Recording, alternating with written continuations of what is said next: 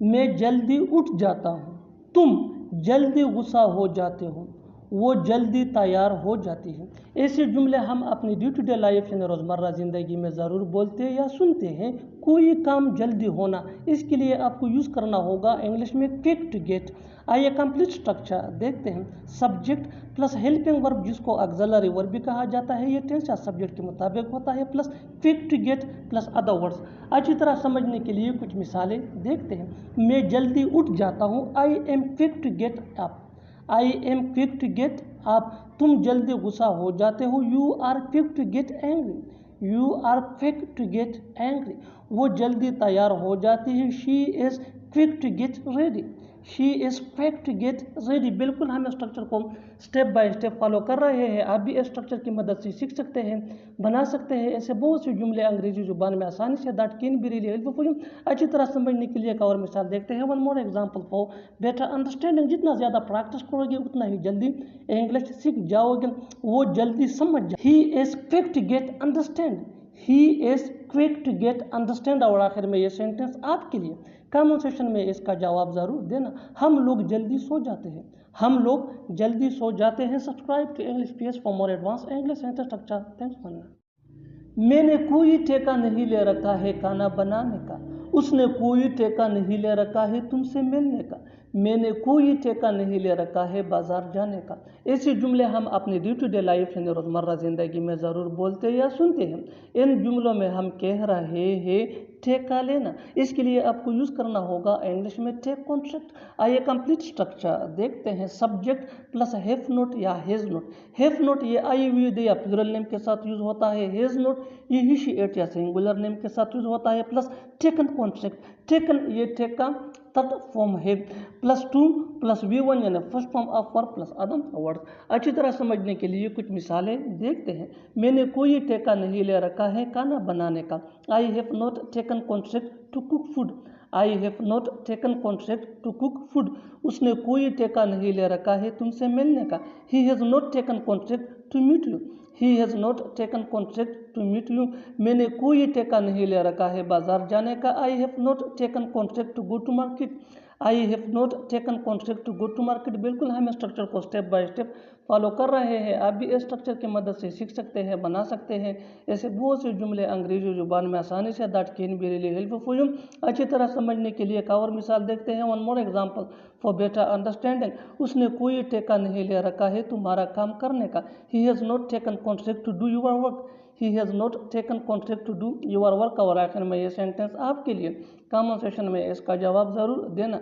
मैंने कोई ठेका नहीं ले रखा है सारा काम करने का। मैंने कोई ठेका नहीं ले रखा है सारा काम करने का। Subscribe to English PS for more advance English sentence structure. Thanks man. मेरे लिए पैसा मानी नहीं रखता। तुम्हारे लिए रिश्ते मानी नहीं रखते। उसके लिए दोस्ती मानी नहीं रखता। ऐसे जुमले हम अपने डे टू डे लाइफ यानी रोज़मर्रा ज़िंदगी में ज़रूर बोलते या सुनते हैं। इन जुमलों में हम कह रहे हैं मानी नहीं रखता, इसके लिए आपको यूज़ करना होगा इंग्लिश में मीन्स नथिंग टू। आइए कंप्लीट स्ट्रक्चर देखते हैं। Subject plus means nothing two plus other words. अच्छी तरह समझने के लिए कुछ मिसालें देखते हैं। मेरे लिए पैसा मानी नहीं रखता। मेरे लिए पैसा मानी नहीं रखता। Money means nothing to me. Money means nothing to me. तुम्हारे लिए रिश्ते मानी नहीं रखते। Relationship means nothing to you. Relationship means nothing to you. उसके लिए दोस्ती मानी नहीं रखता। Friendship means nothing to him. Friendship means nothing to him. बिल्कुल हम स्ट्रक्चर को स्टेप बाय स्टेप फॉलो कर रहे हैं। आप भी इस स्ट्रक्चर की मदद से सीख सकते हैं, बना सकते हैं ऐसे बहुत से जुमले अंग्रेजी जुबान में आसानी से। That can be really helpful. अच्छी तरह समझने के लिए एक और मिसाल देखते हैं। One more example for better understanding. जितना ज़्यादा प्रैक्टिस करोगे उतना ही जल्दी इंग्लिश सीख जाओगे। उसके लिए प्यार मानी नहीं रखता। उसके लिए प्यार मानी नहीं रखता। Love means nothing to him. Love means nothing to him. और आखिर में ये सेंटेंस आपके लिए कमेंट सेक्शन में इसका जवाब ज़रूर देना। खतरा उसके लिए मानी नहीं रखता। खतरा उसके लिए मानी नहीं रखता। Subscribe to English PS for more advance English sentence structure. Thanks man. अच्छा तो फिर एक काम करो, एक आवर दे दो। अच्छा तो फिर एक काम करो, तुम भी यहाँ रुक जाओ। अच्छा तो फिर एक काम करो, एक और खरीदो। ऐसे जुमले हम अपने डे टू डे लाइफ यानी रोज़मर्रा ज़िंदगी में ज़रूर बोलते या सुनते हैं। इन जुमलों में हम कह रहे हैं अच्छा तो फिर एक काम करो, इसके लिए आपको यूज़ करना होगा इंग्लिश में okay then do one thing. आइए कंप्लीट स्ट्रक्चर देखते हैं। Okay then do one thing plus sentence. Sentence ये टेंस या सिचुएशन के हिसाब से चेंज होता रहेगा। Okay then do one thing ये वही का वही रहेगा, विच मीन अच्छा तो फिर एक काम करो। अच्छी तरह समझने के लिए कुछ मिसालें देखते हैं। अच्छा तो फिर एक काम करो, एक आवर दे दो। Okay then do one thing give me one more. Okay then do one thing give me one more. अच्छा तो फिर एक काम करो, तुम भी यहाँ रुक जाओ। Okay then do one thing you also stay here. Okay then do one thing you also stay here. अच्छा तो फिर एक काम करो, एक आवर खरीदो। Okay then do one thing buy one more. Okay then do one thing buy one more. बिल्कुल हम स्ट्रक्चर को स्टेप बाय स्टेप फॉलो कर रहे हैं। आप भी स्ट्रक्चर की मदद से सीख सकते हैं, बना सकते हैं। ऐसे बहुत से जुमले अंग्रेजी जुबान में आसानी say that can be really helpful for you. अच्छी तरह समझने के लिए एक और मिसाल देखते हैं। One more example for better understanding. अच्छा तो फिर एक काम करो, तुम खाना खा लो। अच्छा तो फिर एक काम करो, तुम खाना खा लो। Okay then do one thing you eat food. Okay then do one thing you eat food. और आखिर में ये सेंटेंस आपके लिए कमेंट सेक्शन में इसका जवाब ज़रूर देना। अच्छा तो फिर एक काम करो, तुम भी वहाँ चले जाओ। अच्छा तो फिर एक काम करो, तुम भी वहाँ चले जाओ। Subscribe to English PS for more advance English sentence structure. Thanks man. वो अपने हिसाब से काम कर रहा है, मैंने अपने हिसाब से ये किया, वो अपने हिसाब से मुझे बताएगा, तुम अपने हिसाब से वहाँ जाओगे। इन जुमलों में हम कह रहे हैं अपने हिसाब से, इसके लिए आपको यूज़ करना होगा इंग्लिश में ओन चॉइस। आइए कंप्लीट स्ट्रक्चर देखते हैं। Sentence plus by plus possessive adjective यानी my, your, our, his, her, their plus own choice plus other words. Sentence ये सिचुएशन के हिसाब से चेंज होता रहेगा। अच्छी तरह समझने के लिए कुछ मिसालें देखते हैं। वो अपने हिसाब से काम कर रहा है यानी वो अपनी मर्जी से काम कर रहा है। He is working bye his own choice. He is working bye his own choice. He is working ये सिचुएशन के हिसाब से प्रेजेंट कंटिन्यूअस टेंस का सेंटेंस है, विच मीन वो काम कर रहा है। Bye his own choice mean अपने हिसाब से। हिज ये पोजेसिव एडजेक्टिव है। बिल्कुल फार्मूले को हमने स्टेप बाय स्टेप फॉलो किया। One more example for better understanding. मैंने अपने हिसाब से ये किया। I did it by my own choice. I did it by my own choice. I did it ये सिंपल पास्ट टेंस का सिचुएशन के हिसाब से सेंटेंस है, विच मीन मैंने ये किया। Bye my own choice mean अपने हिसाब से।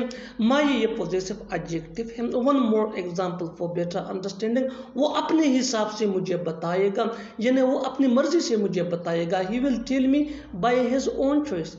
He will tell me by his own choice. He will tell me ये सिचुएशन के हिसाब से सिंपल फ्यूचर टेंस का सेंटेंस है, विच मीन वो मुझे बताएगा। by his own choice mean अपने हिसाब से या अपनी मर्जी से। he will tell me he ये सब्जेक्ट प्रोनाउन है, विच मीन वो ये थर्ड पर्सन के लिए यूज होता है जो मेल को रिप्रेजेंट करता है। टेल ये V1 है यानी first form of verb, which mean बताना। मी ये ऑब्जेक्ट प्रोनाउन है, विच मीन मुझे। वेल ये सिंपल फ्यूचर टेंस का हेल्पिंग वर्ब है जिसको हम ऑक्सिलरी वर्ब भी कहते हैं। Simple future tense is used to show an action that will happen in known time in future. Simple future tense ये ऐसे कामों को जाहिर करने के लिए यूज होता है जो आने वाले वक्त में होता है। Next example for better understanding. तुम अपने हिसाब से वहां जाओगे। You will go there by your own choice. You will go there by your own choice. You will go there ये सिचुएशन के हिसाब से सिंपल फ्यूचर टेंस का फिक्रा है, विच मीन तुम वहाँ जाओगे। by your own choice mean अपने हिसाब से। your ये पोजेसिव एडजेक्टिव है। यू ये सब्जेक्ट प्रोनाउन है, विच मीन तुम। गो ये V1 है यानी वर्ब का फर्स्ट फॉर्म है, विच मीन जाना। देयर मीन वहाँ। One more example for better understanding. वो अपने हिसाब से आएगा। He will come by his own choice. He will come by his own choice. He will come ये सिंपल फ्यूचर टेंस का फिक्रा है, विच मीन वो आएगा। Bye his own choice mean अपने हिसाब से। ही ये सब्जेक्ट प्रोनाउन है जो सिंगुलर थर्ड पर्सन के लिए यूज होता है, विच मीन won't come, ये V1 है यानी first form of verb which mean आना। One more example for better understanding, वो अपने हिसाब से पकाएगी। She will cook by her own choice, she will cook by her own choice. She ये भी सब्जेक्ट प्रोनाउन है जो सिंगुलर थर्ड पर्सन के लिए यूज होता है, जो फीमेल को रिप्रेजेंट करता है, यानी हम शी को मोवनस के लिए यूज करते हैं। One more example for better understanding, वो अपने हिसाब से चली गई। She went by her own choice, she went by her own choice. और आखिर में ये सेंटेंस आपके लिए कमेंट सेक्शन में इसका जवाब जरूर देना। हम अपने हिसाब से खेलेंगे, हम अपने हिसाब से खेलेंगे। Subscribe to English PS for more advance English sentence structure. Thanks ma'am. गुस्से में आकर उसने मुझे गाली दी, गुस्से में आकर वो चली गई, गुस्से में आकर उसने मुझे थप्पड़ मारा, गुस्से में आकर वो चिल्लाता है। इन जुमलों में हम कह रहे हैं गुस्से में आकर, इसके लिए आपको यूज़ करना होगा इंग्लिश में इन एंगर।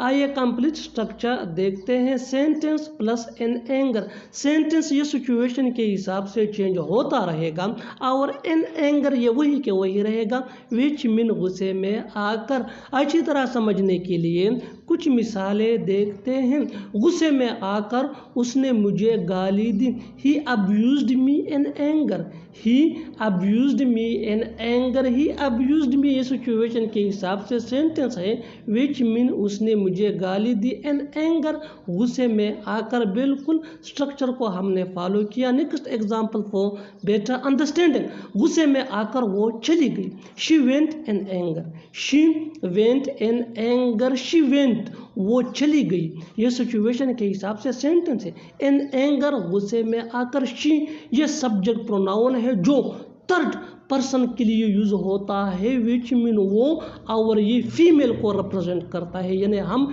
शी को फीमेल के लिए यूज करते हैं। वेंट ये गो का सेकंड फॉर्म है, विच मीन जाना। Next example for better understanding, गुस्से में आकर उसने मुझे थप्पड़ मारा, ही slapped me in anger, he slapped me in anger. One more example for better understanding, गुस्से में आकर वो चिल्लाता है, he shouts in anger, he shouts in anger. Next example for better understanding, गुस्से में आकर मैंने उसे बोला, I spoke to him in anger, I spoke to him in anger. One more example for better understanding, गुस्से में आकर उसने कुर्सी तोड़ दी, he has broken the chair in anger, he has broken the chair in anger. One more example for better understanding, गुस्से में आकर वो मुझे मारता है, he beats me in anger, he beats me in anger. और आखिर में ये सेंटेंस आपके लिए कमेंट सेक्शन में इसका जवाब ज़रूर देना। गुस्से में आकर उसने क्या कहा, गुस्से में आकर उसने क्या कहा। Subscribe to English PS for more advance English sentence structure. Thanks madam. अगर ऐसी बात है तो वो नहीं जाएगा, अगर ऐसी बात है तो हम नहीं खेलेंगे, अगर ऐसी बात है तो मैं तुम्हें नहीं बुलाऊंगा, अगर ऐसी बात है तो मैं उसे नहीं बताऊंगा। इन जुमलों में हम कह रहे हैं अगर ऐसी बात है तो, इसके लिए आपको यूज करना होगा इंग्लिश में if that's the case then. That's ये दैट इसका शॉर्ट फॉर्म है, यानी कंस्ट्रक्शन है। आइए कंप्लीट स्ट्रक्चर देखते हैं। If that's the case then plus sentence, sentence ये सिचुएशन या टेंस के हिसाब से चेंज होता रहेगा। If that's the case then ये वही के वही रहेगा, विच मीन अगर ऐसी बात है तो। अच्छी तरह समझने के लिए कुछ मिसालें देखते हैं। अगर ऐसी बात है तो वो नहीं जाएगा, if that's the case then he won't go, if that's the case then he won't go. Won't ये विल नॉट का शॉर्ट फॉर्म है। If that's the case then mean अगर ऐसी बात है तो, ही वोंट गो वो नहीं जाएगा, ही वोंट गो ये सिंपल फ्यूचर टेंस का सेंटेंस है। बिल्कुल फार्मूले को हमने स्टेप बाय स्टेप फॉलो किया। One more example for better understanding, अगर ऐसी बात है तो हम नहीं खेलेंगे, if that's the case then we won't play, If that's the case then we won't play. If that's the case then यह हमारा फार्मूला है, which mean अगर ऐसी बात है तो we won't play ये सिचुएशन के हिसाब से सिंपल फ्यूचर टेंस का सेंटेंस है, which mean हम नहीं खेलेंगे। won't ये will not का शॉर्ट फॉर्म है, कॉन्ट्रैक्शन है।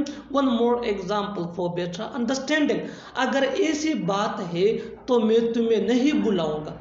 If that's the case then I will not invite you. If that's the case then I will not invite you. I will not invite you ये भी simple future tense का sentence है, which mean मैं तुम्हें नहीं बुलाऊंगा। I ये subject pronoun है, which mean मैं। will ये सिंपल फ्यूचर टेंस का हेल्पिंग वर्ब है, और invite ये V1 है यानी first form of verb, which mean बुलाना। you ये यहाँ ऑब्जेक्ट प्रोनाउन है, which mean तुम्हें। Next example for better understanding, अगर ऐसी बात है तो मैं उसे नहीं बताऊंगा। If that's the case then I will not tell him. If that's the case then I will not tell him. I will not tell him ये सिचुएशन के हिसाब से सिंपल फ्यूचर टेंस का सेंटेंस है, which mean मैं उसे नहीं बताऊंगा। tell ये V1 है यानी first form of verb, which mean बताना। him ये ऑब्जेक्ट प्रोनाउन है, which mean उसे। Next example for better understanding, अगर ऐसी बात है तो वो नहीं बोलेगा। If that's the case then he won't speak. If that's the case then he won't speak. One more example for better understanding, अगर ऐसी बात है तो यहाँ मत आओ। If that's the case then don't come here. If that's the case then don't come here। और आखिर में ये सेंटेंस आपके लिए कमेंट सेक्शन में इसका जवाब ज़रूर देना। अगर ऐसी बात है तो उससे मिलो। अगर ऐसी बात है तो उससे मिलो। Subscribe to English class for more advance English sentence structure. Thanks man. मैंने तुमसे बात करके गलती कर दी। उसने तुम्हें बता कर गलती कर दी। उसने हाँ करके गलती कर दी। वहाँ जाकर मैंने गलती कर दी। गलती कर देना, इसके लिए आपको यूज करना होगा इंग्लिश में स्क्रूड अप टू। आइए कंप्लीट स्ट्रक्चर देखते हैं। सब्जेक्ट प्लस हेल्पिंग वर्ब, जिसको ऑक्सिलरी वर्ब भी कहा जाता है, ये टेंस या सब्जेक्ट के मुताबिक होता है, प्लस स्क्रूड अप टू ये हमारा स्ट्रक्चर है, विच मीन गलती कर देना, प्लस V1 यानी first form of verb, plus other words. अच्छी तरह समझने के लिए कुछ मिसालें देखते हैं। मैंने तुमसे बात करके गलती कर दी। I screwed up to talk to you. I screwed up to talk to you. I ये सब्जेक्ट प्रोनाउन है, विच मीन में। स्क्रूड अप टू ये हमारा स्ट्रक्चर है, विच मीन गलती कर देना। टॉक ये V1 है यानी first form of verb, which mean बात करना। बिल्कुल फार्मूले को हमने स्टेप बाय स्टेप फॉलो किया। Next example for better understanding, उसने तुम्हें बताकर गलती की। He screwed up to tell you.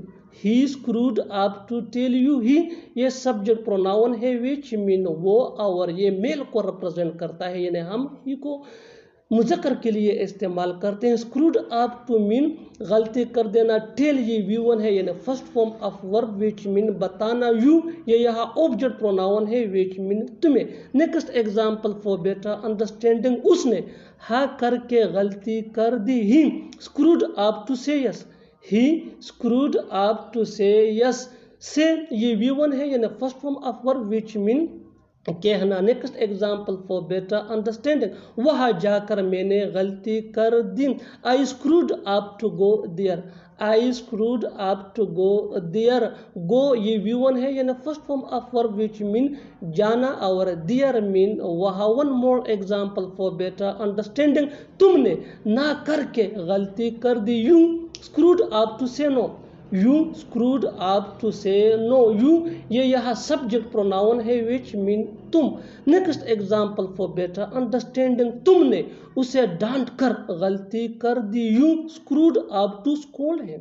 You screwed up to scold him. Scold mean डांटना। हिम ये ऑब्जेक्ट प्रोनाउन है ही का, विच मीन उसे। Next example for better understanding, उसने वो दरख्त काट कर गलती कर दी। He screwed up to cut that tree.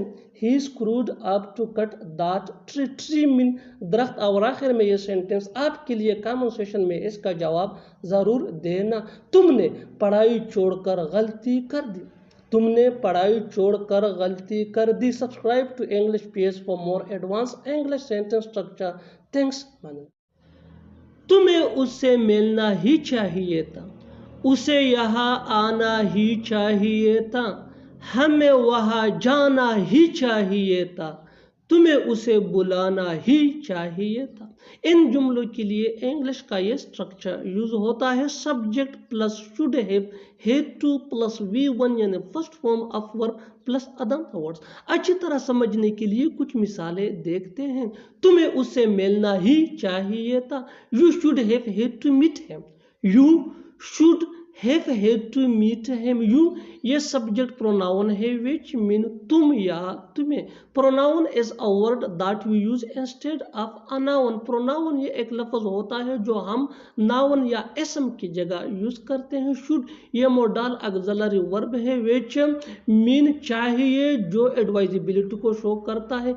had to ये पास्ट ओब्लिगेशन या नेसेसिटी को शो करता है। मीट ये V1 है यानी वर्ब का फर्स्ट फॉर्म है which mean मिलना। Next example for better understanding, उसे यहाँ आना ही चाहिए था, he should have had to come here, he should have had to come here। he ये भी सब्जेक्ट प्रोनाउन है जो थर्ड पर्सन के लिए यूज होता है which mean वो, और ये मेल को रिप्रेजेंट करता है। जैसा कि मैंने पहले आपको बताया कि प्रोनाउन ये एक वर्ड होता है जो नाउन की जगह यूज होता है। शुड ये मोडाल ऑक्सिलरी वर्ब है जो एडवाइजेबिलिटी को शो करता है which mean चाहिए। हेड टू ये पास्ट एबिलिटी या नेसेसिटी को शो करता है। कम ये वर्ब का फर्स्ट फॉर्म है which mean आना हियर यहाँ। हमें वहाँ जाना ही चाहिए था, we should have had to go there, we should have had to go there. We ये सब्जेक्ट प्रोनाउन है जो प्लूरल फर्स्ट पर्सन के लिए यूज होता है which mean हम। शुड ये मोडाल ऑक्सिलरी वर्ब है which mean चाहिए जो एडवाइजेबिलिटी को शो करता है। हैड टू ये पास्ट ऑब्लिगेशन या नेसेसिटी को शो करता है यानी पास्ट माजी में जो मजबूरी हो या ज़रूरत हो उसको शो करने के लिए हम हैड टू को यूज़ करते हैं। गो ये V1 है यानी first form of verb which mean जाना, देयर मीन वहाँ। Next example for better understanding, तुम्हें उसे बुलाना ही चाहिए था, you should have had to call him, you should have had to call him. You ये सब्जेक्ट प्रोनाउन है जो सेकंड पर्सन के लिए यूज होता है which mean तुम या तुम्हें। शुड ये मोडाल ऑक्सिलरी वर्ब है which mean चाहिए जो एडवाइजेबिलिटी को शो करता है।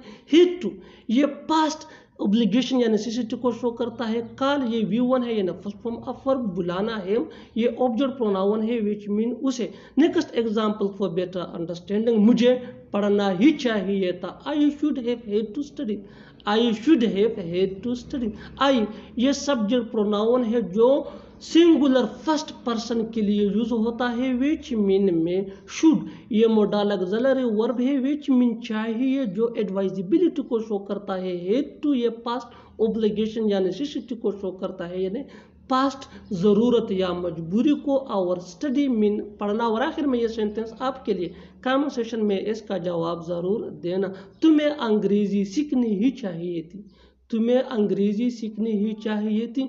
Subscribe to English PS for more advance English sentence structure. Thanks man. बड़ी अफसोस की बात है कि मैं उससे न मिल सका, बड़ी अफसोस की बात है कि तुम वहाँ नहीं पहुँच सके, बड़ी अफसोस की बात है कि वो जिंदा नहीं है, बड़ी अफसोस की बात है कि वो ठीक नहीं है। इन जुमलों में हम कह रहे हैं बड़ी अफसोस की बात है, इसके लिए आपको यूज करना होगा इंग्लिश में इट्स अ पिटी दैट। आइए कंप्लीट स्ट्रक्चर देखते हैं। It's a pity that plus sentence, sentence ये सिचुएशन के हिसाब से चेंज होता रहेगा।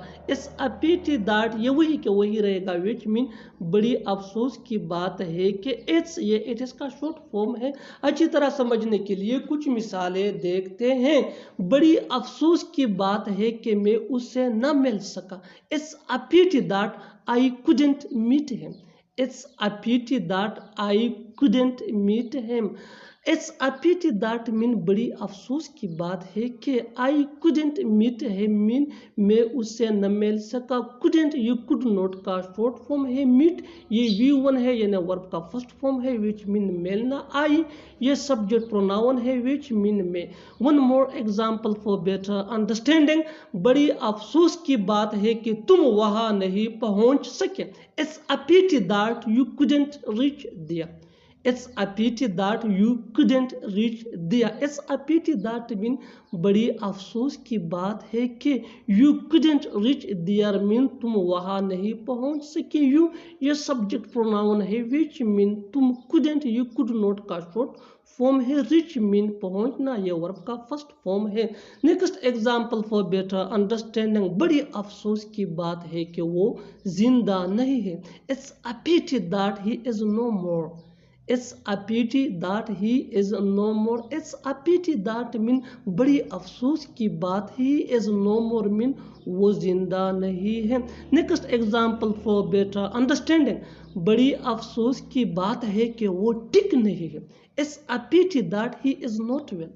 It's a pity that he is not well. It's a pity that mean बड़ी अफसोस की बात है. he is not well ये सिचुएशन के हिसाब से सेंटेंस है which मीन वो ठीक नहीं है. he ये सब्जेक्ट प्रोनाउन है which मीन वो. will मीन अच्छा होना. Next example for better understanding. बड़ी अफसोस की बात है कि वो यहाँ नहीं है. It's a pity that he is not here. It's a pity that he is not here. Next example for better understanding. बड़ी अफसोस की बात है कि वो नहीं आया. It's a pity that he didn't come. It's a pity that he didn't come. didn't ये did not का शॉर्ट फॉर्म है और ही ये सब्जेक्ट प्रोनाउन है which मीन वो जो थर्ड पर्सन के लिए यूज होता है. और आखिर में ये सेंटेंस आपके लिए कमेंट सेशन में इसका जवाब ज़रूर देना. बड़ी अफसोस की बात है कि मैं उससे बात न कर सका. बड़ी अफसोस की बात है कि मैं उससे बात न कर सका. Subscribe to English PS for more advance English sentence structure. Thanks man. खाना खाने में ज़्यादा वक्त नहीं लगेगा.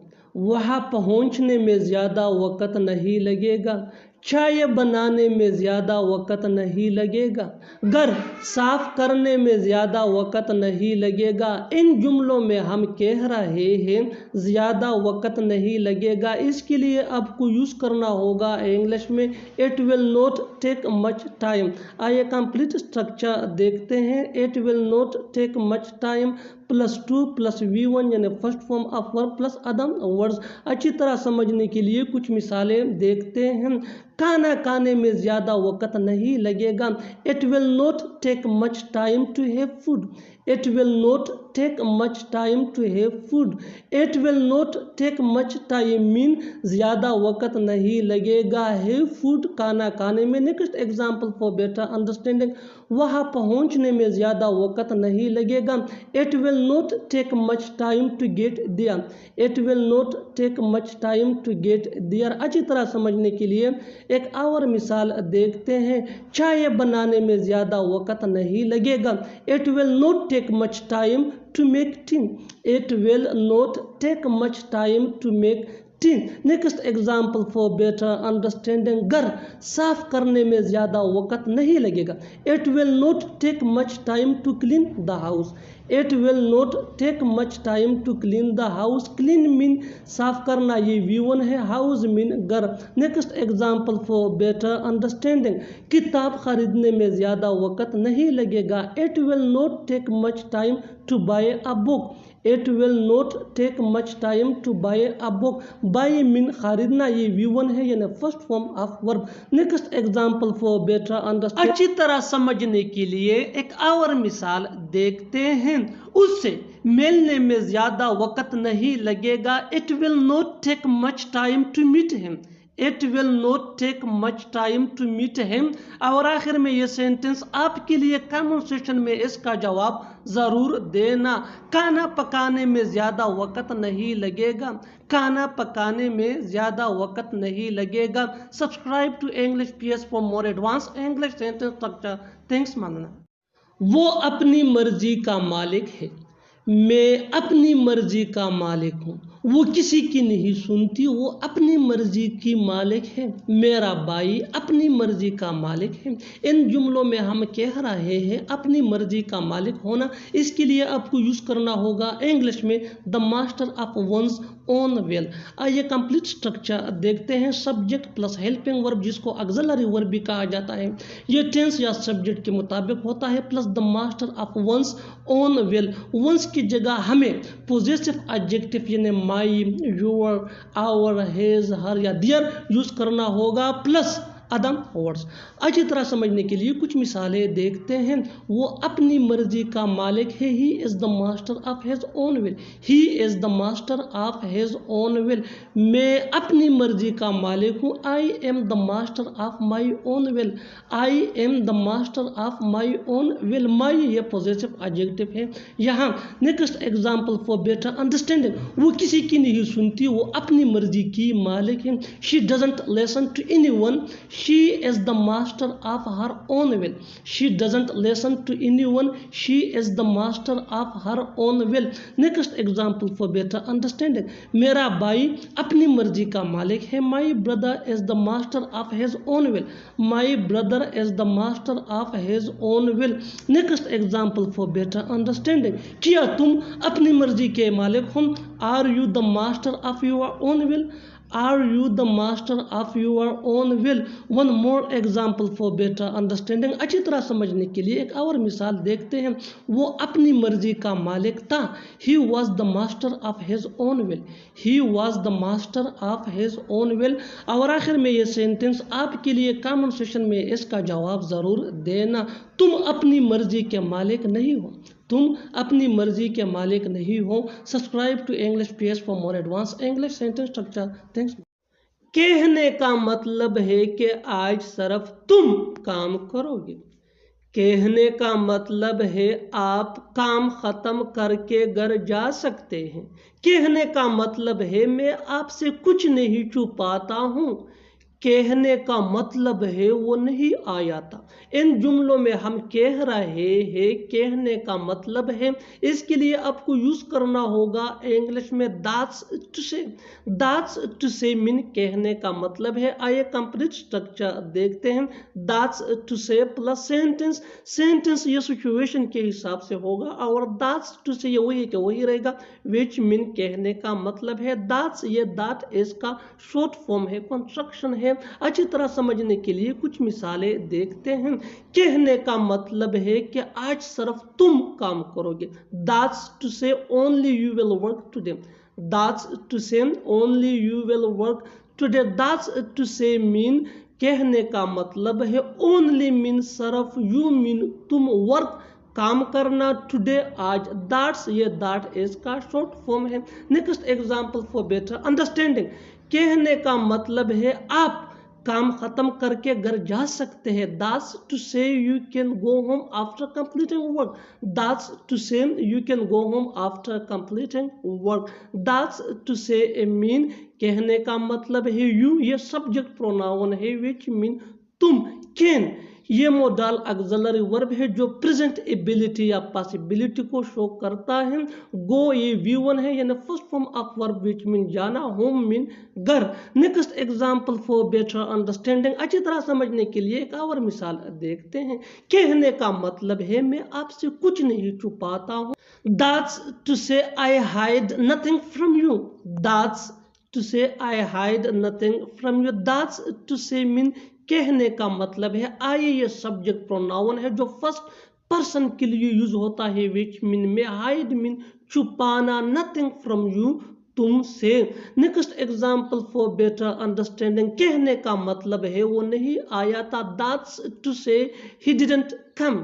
That's to say he didn't come. That's to say mean कहने का मतलब ही डिडंट कम, वो नहीं आया था। ही ये सब्जेक्ट प्रोनाउन है जो थर्ड पर्सन के लिए यूज होता है, विच मीन वो। डिडंट ये डिड नॉट का शॉर्ट फॉर्म है। कम ये V1 है, विच मीन आना। Next example for better understanding. कहने का मतलब है वो तुमसे मिलना चाहता है। That's to say he wants to meet you.